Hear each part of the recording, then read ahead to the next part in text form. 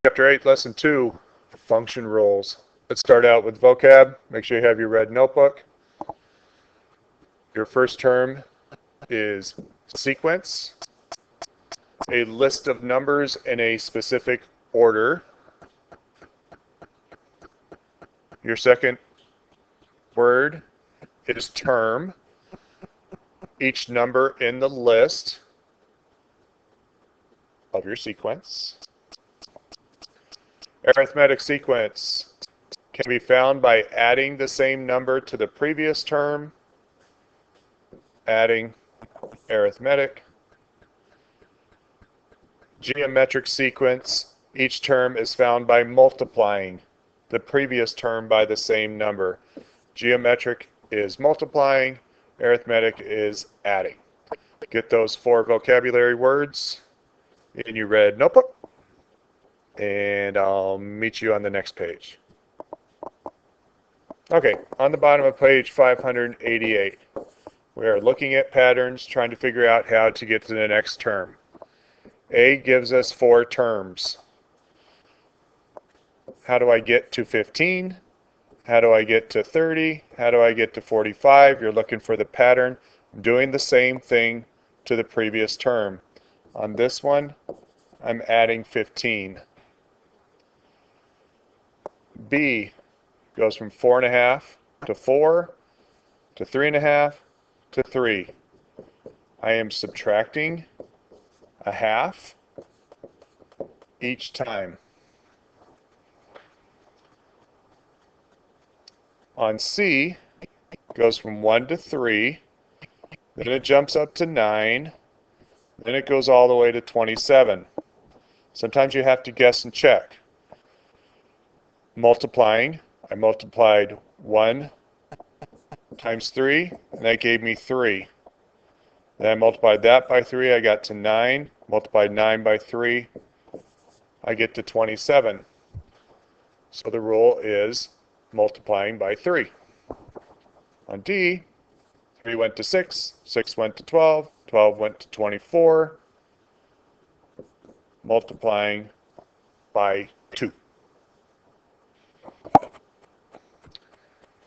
A and B, those are arithmetic, spelled it wrong, arithmetic sequences because I'm adding.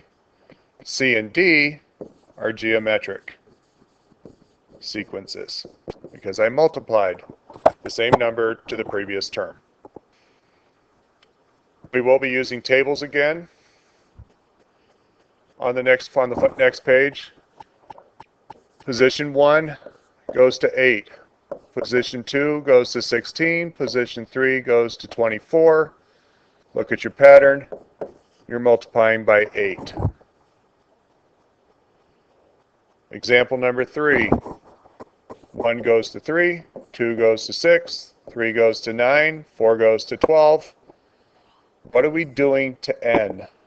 Whatever this number is, we are multiplying it by 3. That is the rule. Look at E on the bottom of the page. 2 goes to 12, 3 goes to 18, 4 goes to 24, 5 goes to 30. Multiplying by 6. This answer right here is going to be 6n. Whatever position it is in, you multiply it by 6.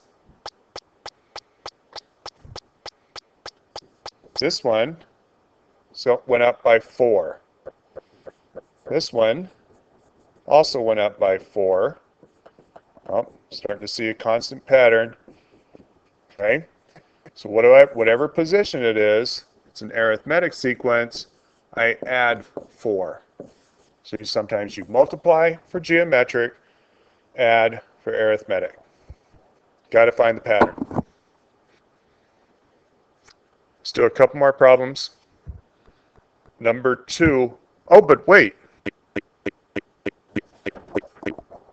After hearing Tristan's joke from lesson 1, Brenna decided to submit her own joke. Thank you, Brenna, for trying to outdo Tristan. Brenna's joke is, what starts with an E, ends with an E, and has only one letter in it? What starts with an E, ends with an E, and has only one letter in it? Give up. It is an envelope. Thank you, Brenna. Great one. I think it is a little bit better than Tristan's. Page 590, number 2. Use words and symbols to describe the value of each term as a function of its position. Then find the value of the 15th term in the sequence. Big words, not hard. You can do this. 1 goes to 2.